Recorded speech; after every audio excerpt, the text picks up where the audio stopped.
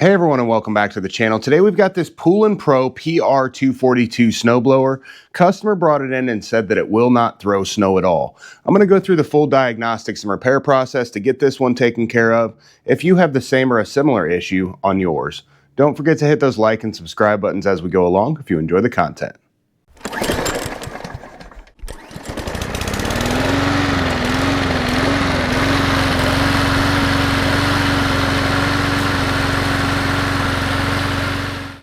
For safety and to prevent accidental starts, we can remove the spark plug wire. You just kind of wiggle and hold it off to the side. We want to take a look at the auger and make sure that the shear pins are intact. It has two, one on either side. If you can take either side of this auger and just move it, and it spins freely, that's going to tell you that likely one of those is bad. Locate both of them. This one here has actually been replaced with a regular bolt and nut. So we will need to get an actual shear pin for that. Otherwise, what can happen is if you hit something hard, instead of the shear pin actually breaking, the auger gears can strip out. If we follow the gearbox input shaft to the back to the impeller, we'll find two bolts hold the input shaft to the impeller.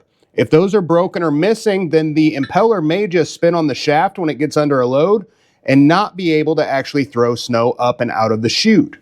You can try to spin the impeller and see if the gearbox spins the auger. This one is moving it. If yours is not moving, the brake may be engaged in back, which is actually what it's supposed to do. It's not supposed to be quite that easy to move. That, or if the input shaft is spinning, but your auger's not moving, and we know that those shear pins are intact, then there's a problem in the gearbox itself. If you can't move this, you want to check and make sure that there's no ice or a newspaper or a rock or piece of stick or anything in between the impeller and the outside housing. That happens all the time where people will blow their snow and then they'll bring it into a unheated garage and there's water in here and then it'll freeze up and you won't be able to actually move that impeller. Again, some of them are a little bit more difficult, but most times you can at least move them a little bit to know if that's all in good shape. If you can't, what we can do is we can engage that handle up top and go ahead and try to pull it over to see if it moves when it's all engaged. While we're right here, it's never a bad idea to grab a hold of the input shaft and see if you can move it up and down or side to side. If you can move it either one of those directions, the main impeller bearing at the back is likely bad or getting worn out. If you can move it in or out a little bit, that's normal, but if it's more than I'd say about 3/8 of an inch, that could point towards another issue or a problem with the gearbox itself. So I've got my auger engaged, and I'm pulling it over, and what is happening? Absolutely nothing. It is not turning, even though I'm engaging the cable up top, which should engage the belt, which should turn that pulley. Let's check out the cable and the belt next. If you look at your auger engagement handle, there is a cable that attaches into it and goes to the bottom. We can hear it move as we're engaging this. That means our cable's working, but we can follow this down and ensure that that is the case. If it's broken here or if it's not coming in and out easily, you may need to replace that cable. As you follow that cable down, there actually is an adjustment in line. And since we can hear everything moving, we can try to adjust it now and see if maybe it just needs to be a little bit tighter.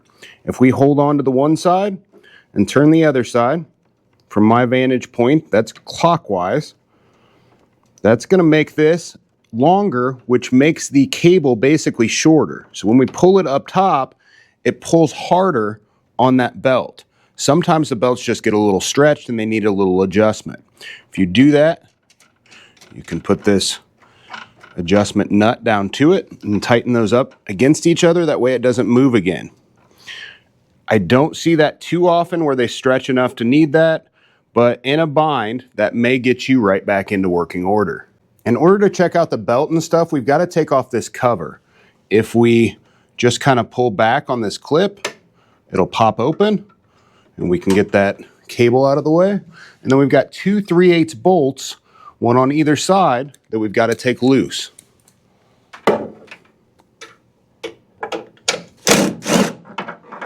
They are both going to be the same size.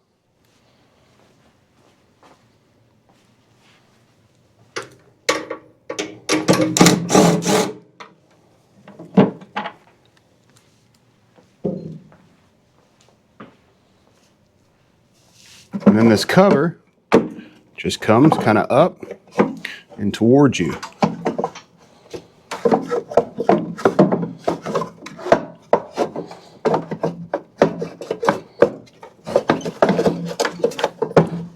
Easier said than done. There we go. And now we can see everything. The belt, the idler pulley, and the spring that has the cable attached to it. So that's the one we were just adjusting, was this spring. Now if we pull the engagement, basically it'll pull this whole arm over, and that's what tightens our belt up. And it looks like that's working. Something is showing me a little bit off here though. Normally this belt will be up to the top edge of the pulley, so it looks like it's really worn down. I've got that all the way adjusted out like I just showed you to get it tightened, and it's still not really tight. So we've got a couple issues here. The first of which I see is that the bolt that's supposed to be holding the pulley on is actually missing. That's completely gone. That or snapped off. I'm not really sure. I can't tell straight off the top. It needs replaced. And then this belt, let me see if it'll pull over now, and then it'll actually turn that belt. So before, let me put that adjustment back to where it was. You can see that. So that's where we were before when we first started. So when we tightened it up, that's how tight our belt was. Still very loose. And then once I adjusted that, it made it a lot tighter. But we were trying to pull it like this before, and that's what was happening. It wasn't even turning that belt at all. That belt should be turning anytime you're pulling that over. So we can kind of see that that belt, I believe, is bad. But let's go back out with our adjustment, and you can see what happens. It just makes that cable shorter and starts to throw earlier. Now if we pull it back, again, it's still not real tight, but it may. Let's see if it actually. So you can see that belt, and as that belt came around, you can see how much higher that portion of the belt is up in the pulley, because that portion's not worn down. This belt has a flat spot in it. Let's see when we come back around to it. See how much different that is? Where is it at there? There it is. That's where that flat spot is, and that's where it was caught at, was right there, and that's why it wasn't spinning at all. It almost looked like, I don't know if that came out first or what exactly happened, but something happened so that belt got burnt up. Looking at the blade bolt, I was able to search through the bin, and it looks like I have one that is similar off just a regular lawnmower. Let's make sure we actually have some threads in there. So what do we see? Oh, low power. Hopefully it still works for a minute. I don't see anything wrong with the threads. The threads look like they actually go, it might be marred up at first, but they go all the way back. The bolt's just completely missing, which is very strange because there's zero chance with that cover on there that was able to make it out. Whoever had this apart and serviced it last did not put that bolt back in. So I've got a bolt. Again, this is just one off a lawnmower. Got some Loctite 243 thread locker. Not sure where my new container went. This one's about gone. Gonna make sure that stays in there. Wow, that's not, doesn't look so hot. Might be time to toss that one. See if that catches some threads. Ooh, not sure. Hopefully that's long enough. Or not too long, I mean.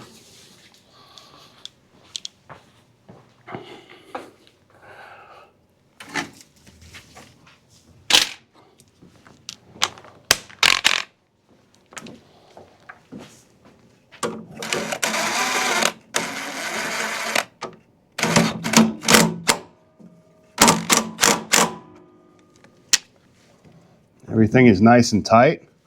We're ready to go on that front anyway. All we need to do is replace that belt. To change this belt, first we want to screw that cable back in to give us more room with the idler pulley. Let's go all the way back in with that adjustment, and we're going to take the belt off. So it can just come in between the keeper here and out. You can see how bad that belt is. I'll show you a little closer later. But it's off of that top pulley. Now we want to engage both of these levers and keep them engaged. So you can use just a towel and tie it around it, or however you want to do it, but both of them need to be down. On each side, we're going to have a 3/8 bolt and then 2 1/2-inch bolts. Remove the 3/8 from the bottom. We're going to loosen the bottom 1/2-inch bolt. And then we're going to remove the top one. Same thing over here.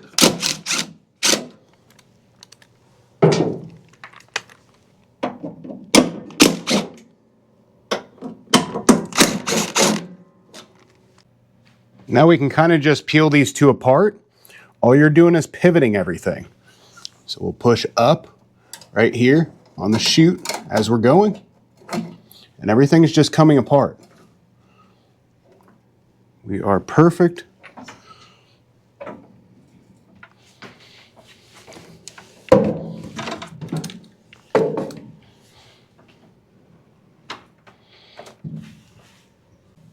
The keeper back here does have to come off so we can get the belt past the pulley.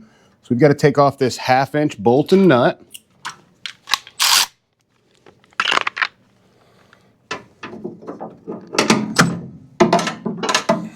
So I've got just a 1/2-inch wrench to get on it for the backside.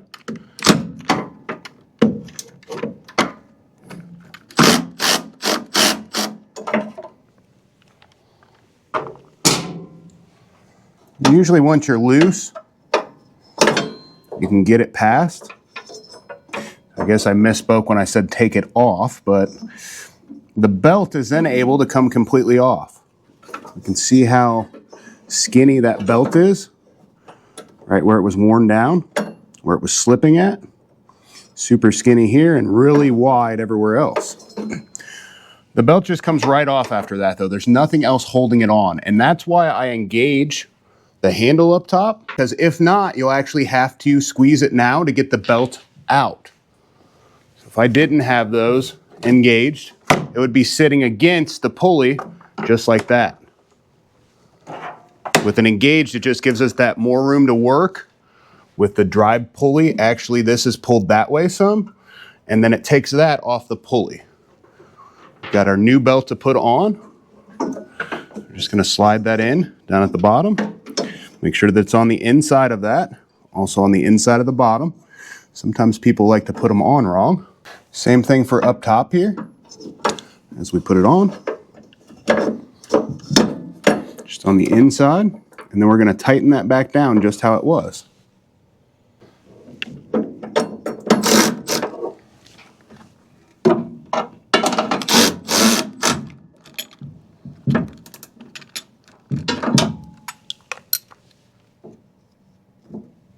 We can just kind of pivot it back together. If we lift at the handles, we want to make sure that the belt stays out of the way and that the chute comes down right on top like it's supposed to. That belt is not pinched anywhere or anything. And then we can put our bolts back in, at least get them started, and that'll hold everything together.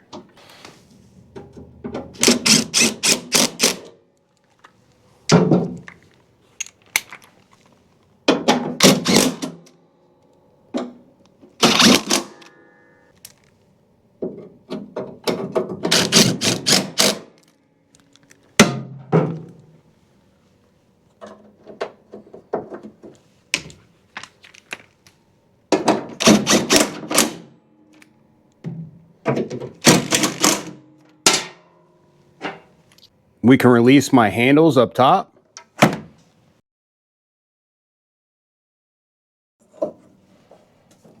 Come back over to this side with the belt. Let's get that belt back on. Just put it in between the keeper and the pulley, kind of work it around.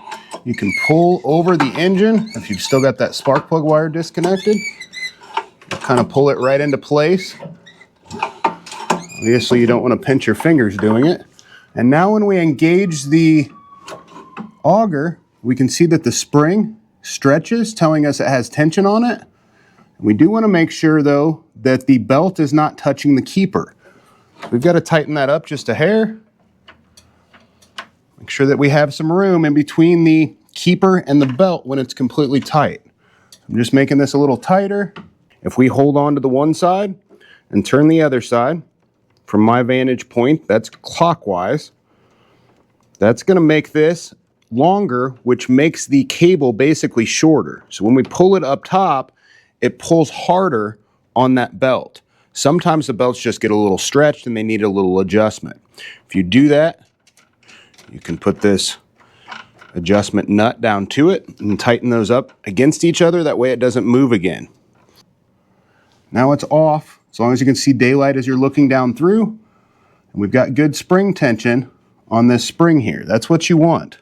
This idler pulley is good. You can check that bearing obviously while you're in there, but you do not want it when it's running. It should not be able, when we pull this, to spin over the pulley. It should spin freely without grabbing the belt and spinning your auger shaft or gearbox shaft down below. So we're about perfect as far as tightness goes, just off enough where the brake that comes up against the belt is working, that it's not grabbing the belt, and then we have good tension when we engage it. That's how you want it. Let's engage it, and let's pull over the engine and see what happens.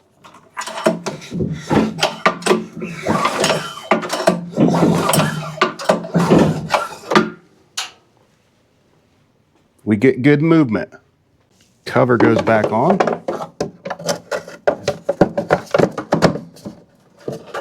Kind of work it in there.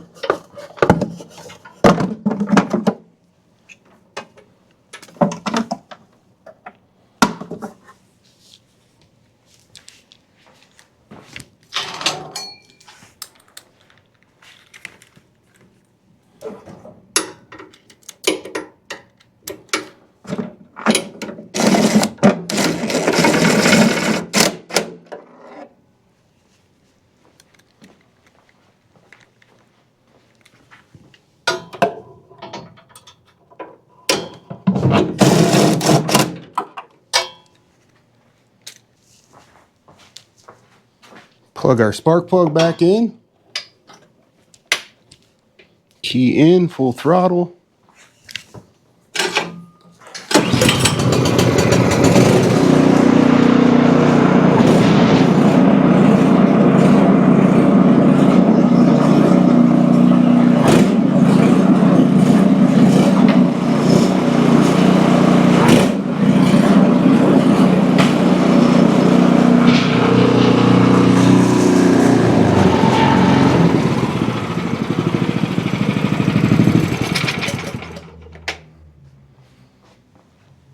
Pretty simple belt change on this, and it should be done fairly quickly. Mine took a little bit longer since I had to find a bolt for the pulley on the shaft, but otherwise it's fairly straightforward. Hopefully this has helped you out if you had the same or a similar issue on your Poulan Pro or any other model that's set up like this snowblower.